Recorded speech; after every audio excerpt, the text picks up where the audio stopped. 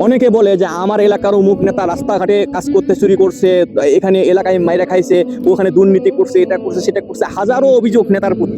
আপনার এলাকায় যে এমপি আছে বা যে নেতা আছে, আপনি যাদেরকে সিলেক্ট করছেন, তাদেরকে নিয়ে আপনার এত অভিযোগ কেন?